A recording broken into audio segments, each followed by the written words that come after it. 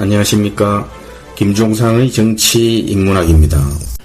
마키아벨리 군주론에 보면요, 로마인이 어떻게 그렇게 오랜 기간 동안 침몰을 하지 않고 버틸 수 있었나, 그 해답을 군주론에서 이렇게 적고 있습니다. 의사들이 보통 병의 초기에는 치료하기는 쉽지만 진단하기가 어렵고, 병이 깊어지면은 진단하기는 쉬운데 치료하기가 어렵다. 그래서 나라를 다스리는 것도 이와 마찬가지라면서, 나라가 큰 문제를 안고 있어도 일찍 발견해서 인정하고 대응하면은 신속하게 해결할 수 있는데, 치명적인 문제가 될 때까지 숨기고 또 국민들이 다 알아차리게 될 때에는 100가지 해결책도 소용이 없다, 이렇게 얘기했습니다. 지금 우리 정치 완전히 실종됐지요. 여러분은 그 이유가 뭐라고 생각하십니까? 저는 상당 부분이 노무현의 죽음, 또 박근혜 탄핵이 불러온 결과라고 보고 있습니다. 우리가 인류 역사를 보면은 안타깝지만 가장 위력을 발휘한 힘이 정오라고 하는데요. 아니나 다를까 지금 민주당과 자유한국당 사생결단으로 정오가 그야말로 극에 달해 있습니다. 그런데 집권당인 문재인 정권은 아량이라고는 눈꽃만큼도 찾아볼 수가 없습니다. 성자 독식의 이 권력을 마음대로 휘두르면서 포용도 양보도 안 합니다. 오로지 걸림돌인 제1야당 한국당을 완전히 이번에 굴복시키려는 위험한 전쟁을 저는 치르고 있다고 봅니다. 오늘 이 사태를 부른 정신 못 차리는 한국당을 비롯해서 이 야당들도 문제지만, 문재인 정권 도대체 이 나라를 어디로 끌고 가려고 이러는지 납득이 안 갑니다. 적폐청산을 이유로 지난 정권 사람들을 끝없이 감옥에 가두고 있고, 입법, 사법 권력까지 거머쥐고 정치를 무력화시키는 그 원인 제공도 사실상 민주당이 하고 있습니다. 경제는 돌이킬 수 없을 지경으로 지금 무너지고 있어서 회복도 어려운데, 그러니까 기업들은 불안해서 투자도 하지 않고 있고, 저자세 또 전략 부재로 남북 관계는 북한 눈치만 보면서 질질 끌려다니고, 동맹국 미국과도 틈이 벌어지고 있고, 국가 재정으로 퍼주기 퍼퓰리즘 지금 정책에 사회가 무너지고 있는데, 정부 여당 대체 국가를 어디로 끌고 가는지 언론도 보면은 당근 채찍으로 벌써 자갈을 물었다고 봅니다. 저는 이념 논쟁으로 국민 편가르기가 극에 달해 있고, 결국은 결론적으로 모든 것이 장기 집권에 맥이 닿아 있다, 저는 이렇게 판단하고 있습니다.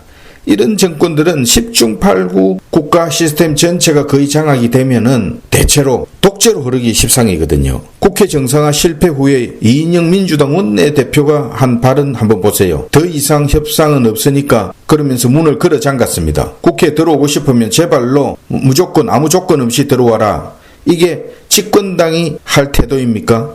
얼핏 국민들은 합의를 파기한 한국당만 나쁜 놈들로 보겠지만, 언론까지 동원해서 여론몰이를 하는 이 좀 더 깊이 들여다보면은 더 큰 책임이 집권 여당에 있다는 것을 알 수 있습니다. 역사는 돌고 돌고 정권도 언젠가는 또 바뀌게 되어 있고, 또 다른 보복이 부메랑이 된다는 점을 정부 여당이 잊지 말기 바랍니다. 그나저나 우리 국민들 한국 정치를 지금 보면서 견딜 만큼 참을 만큼 참고 있습니다.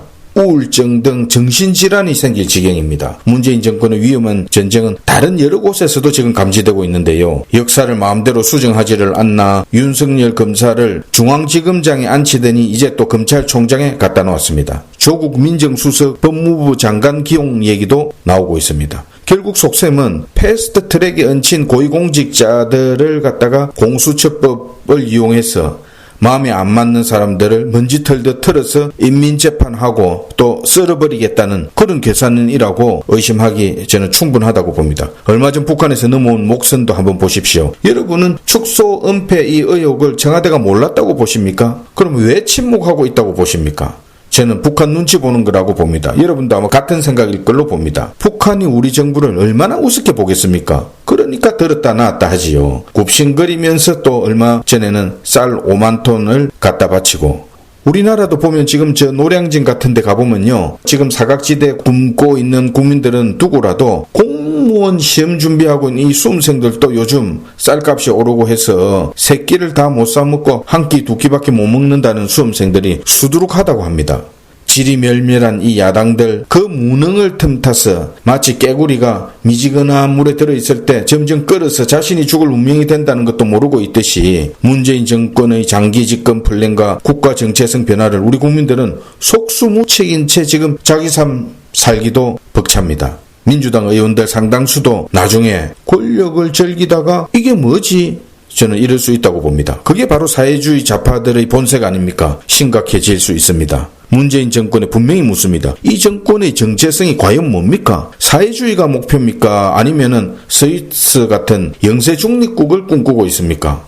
국민들 앞에 속 시원하게 밝혀야 합니다. 대한민국이 지금 침몰하고 국민이 분열되고 있는 게 이 정부 정권은 보이는지 모르겠습니다. 저는 이런 일련의 사태들이 그냥 우연히 진행되는 것이 아니라고 판단하고 있습니다. 보이지 않는 손에 의해서 진행되고 있다는 의심도 지울 수 없고요. 문재인 정권 병이 깊어지면은 약이 없다는 것을 잊지 말기 바랍니다. 정치인문학 김종상이었습니다.